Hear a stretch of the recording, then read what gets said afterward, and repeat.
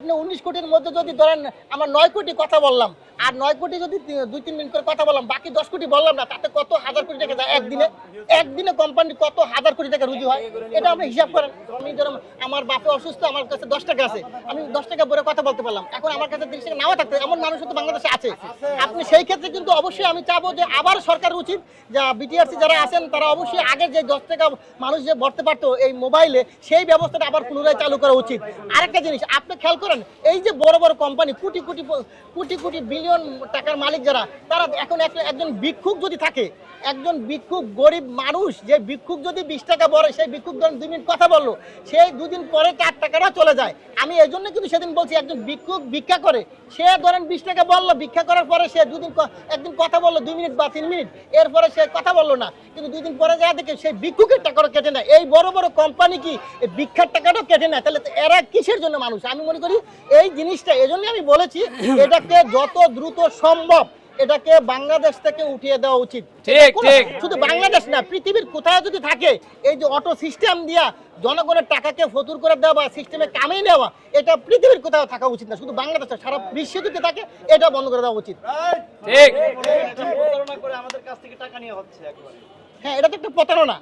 আমি বলি এটা মেয়াদ দেওয়া একটা প্রতারণা। আর এটা মেয়াদ দেওয়ার প্রয়োজন নেই ভাই এটা তো পচা জিনিস না। দেখেন বিকাশের বিষয়টা হচ্ছে আপনি আরেকটা প্রশ্ন বিকাশ হচ্ছে আপনার 18 টাকা 50 পয়সা কাটে 1000 টাকা বললে যদি জনগণ 1000 টাকা কোথাও ট্রান্সফার করে 18 টাকা 50 পয়সা নিয়ে দেয় আর নগদ নিয়ে দেয় 14 টাকা 90 পয়সা। এখন দেখেন একই রাষ্ট্রে দুই নীতি এটা কেমন হলো?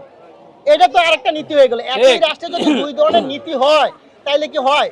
নগদ যেহেতু 14 টাকা 90 পয়সা কাটে আর বিকাশ কেন 18 টাকা 50 পয়সা কাটবে আমার এখানে কিন্তু প্রশ্ন এসে যায় কেন তারা 18 টাকা 50 পয়সা নেবে? নগদ যদি 14 টাকা 90 পয়সা না এদের তো কমানো উচিত তাহলে এরা মানুষ থেকে কেন নেবে? আরেকটা দেখেন এই বিকাশের মধ্যে কিন্তু আরেকটা সমস্যা আছে আমি যেহেতু বলে দিচ্ছি সেটা হচ্ছে আমি ক্লিয়ার করি বিকাশে যদি কেউ ভুলে টাকা পাঠিয়ে দেয় সেই টাকা কিন্তু অনেক সময় অনেক মানুষ দিতে পারে না। আমার কাছে অহরহ সমস্যা আসে 50,000 টাকা সে কেউ ভুলে একটা ডিজিটে ভুল করে পাঠিয়ে দিল সেই টাকা অনেক সময় অনেক বোকা মানুষ আছে সাথে সাথে বন্ধ করতে পারে না যারা বোঝে না বোকা না যারা মানে অনেক মানুষ বোঝে না যার কারণে সাথে সাথে বন্ধ করতে পারতেছে না সেই টাকাটা কিন্তু উঠাইতে গেলে দেখা যায় কিছুক্ষণের মধ্যে ট্রান্সফার হয়ে যায়। এই জন্য এগুলার প্রতি যে মানে ব্যাংক আগে যে আমরা ব্যাংকে লেনদেন করতাম সেখানে যদি কারো টাকার সমস্যা সৃষ্টি হতো ব্যাংক কিন্তু সেই টাকাটা উঠিয়ে দিতে পারে এবং উঠিয়ে দেয় ব্যাংক। এই জন্য আমাদের কিন্তু ব্যাংকমুখী করতে হবে। এই যে বিকাশ দিয়া এই বিকাশ বা নগদ দিয়া কিন্তু মানুষকে ব্যাংক থেকে দূরে রাখা হয়েছে ব্যাংকমুখী থেকে সরাই ফেলা হয়েছে। আমি চাই আর এটার মধ্যে কিন্তু একটা প্রতারণা আছে মানুষ কিন্তু সিস্টেম করে প্রতারণা করে টেলিফোন দিয়ে অনেকভাবে অনেকে পাসওয়ার্ড নিয়ে প্রতারণা কিন্তু বিকাশের টাকাটা মানে নিয়ে নিচ্ছে। আমি মনে করি তোমার সাথে আরো মানুষের কাছে এটা অহরহ চলতে আছে এখনো চলতে আছে। অবশ্যই অনেকে বিকাশে প্রতারণা হচ্ছে ভুল ডিজিটে যাচ্ছে ভাই অনেকে ভুল ডিজিটে যাওয়ার পরে ওই টাকা উঠাইতে পারতেছে না কিন্তু এটা তো সরকার উচিত এটা যাতে ওই লোকটা কোথায় কোথায় যায় ওই টাকাটা তার রিটার্ন দেওয়ার ব্যবস্থা আমি মনে করি করা উচিত।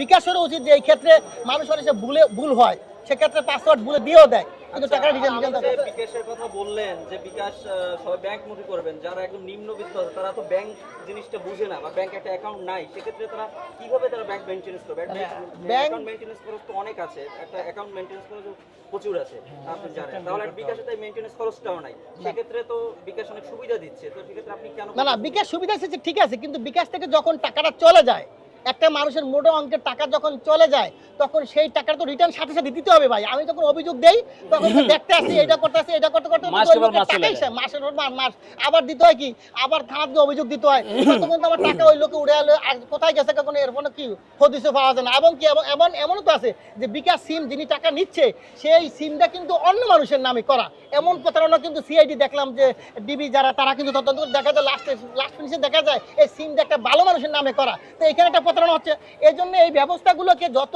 শক্তিশালী করা যায় তাতে জনগণের উপকার হবে। অথবা আমাদের সকলকে কিন্তু শক্তিশালী হতে হবে। আইটি সেক্টরে যারা কাজ করেন বা সরকারের আইটি সেক্টরে যারা আছেন তাদেরকে বলবো যাতে এগুলাকে শক্তিশালী করতে যাতে কোনো গ্রাহকের একটি টাকাও যাতে কেউ না নিতে পারে সেই দাবিটাই আমি করবো। ঠিক অনেক বিষয় অনেক অভিজ্ঞ প্রতিদিন কি পরিমাণ টাকা আমাদের কাছ থেকে কেটে নেয় সিম কোম্পানি এই যে যাদের মেয়াদ থাকা অবস্থায় এটাতে আমি কি দেবো? এখানে বাংলাদেশে 19 কোটি লোক আমরা মোবাইল ব্যবহার করি সেখানে আপনি হিসাব করেন কত কোটি লোক 5 মিনিট 7 মিনিট 3 মিনিট কথা বলার পরে 19 কোটির ভিতরে কত কোটি লোক কথা বলে না।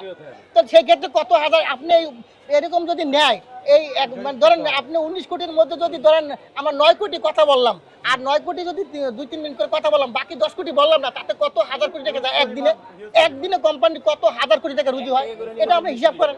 আপনাদের সহজ মূল হিসাব। দাবিটা কি? আপনাদের দাবিটা কি? আমি আমার একটা আমার মূল দাবি হচ্ছে এটা মেয়াদ থাকবে না, মেয়াদ তো উড়াই দিতে হবে। টাকা থাকবে, মেয়াদ থাকবে না কোনো। টাকা থাকবে, টাকা আমি আমার প্রয়োজন মতো ব্যবহার করব, আমি যখন ইচ্ছা বা যখন প্রয়োজন তখন কথা বলবো, আর তখন ব্যবহার করবো, কিন্তু মেয়াদ সিস্টেমটাকে আমি উঠে দিতে চাই, আঙ্কেলের উঠানোর কাছ থেকে পক্ষে। একটু শুনতে চাই যে আঙ্কেল